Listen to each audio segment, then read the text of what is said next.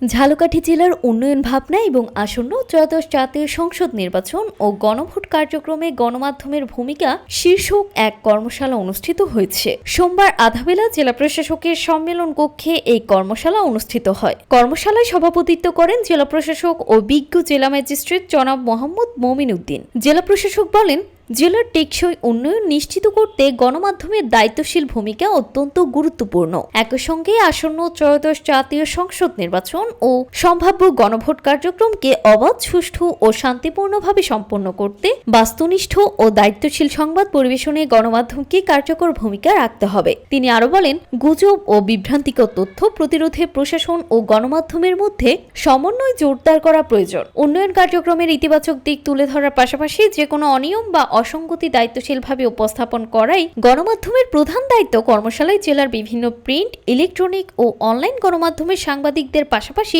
সরকারি বিভিন্ন দপ্তরের কর্মকর্তা, বিভিন্ন শ্রেণী পেশার প্রতিনিধি ও সুধীজন উপস্থিত থেকে মুক্ত আলোচনা করেন। এ সময় নির্বাচনকালীন গণমাধ্যম আচরণবিধি, তথ্য যাচাইয়ের গুরুত্ব, উন্নয়ন সংবাদ পরিবেশনের কৌশল এবং জেলার নানা সমস্যা সহ বিভিন্ন বিষয়ে আলোচনা করা হয়।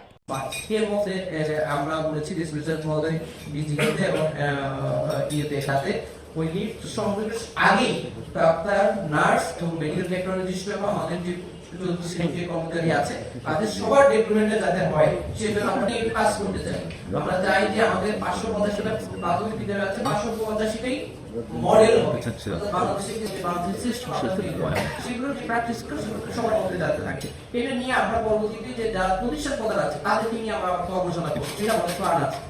আমাদের মৌসুমী পরিষেবার ক্ষমতা আছে, আমি বলেছি বেশি মেশিন কিনা এবং ওষুধের জন্য বেশি বরাদ্দ দেওয়া হয় এবং সেটার অনুমতির জন্য আমি সাংসদে সকল ডিপার্টমেন্টের জেলা পরিষদ, উপজেলা পরিষদ সহ সকল ডিপার্টমেন্টের যে উন্নয়ন যত প্রজেক্ট আছে সকল প্রজেক্ট সশটি বরাদ্দ কে করছে এবং সেখানে একটা সাইনবোর্ড দিয়ে এই কাজগুলো করার জন্য ইতিমধ্যে আমরা সংশ্লিষ্ট কর্মকর্তাদের আমরা অনুরোধ করেছি। আগামী 21 তারিখে সমন্বয় সভা আছে, সেখানে আবার আপনাদের সবাইকে অনুরোধ করব।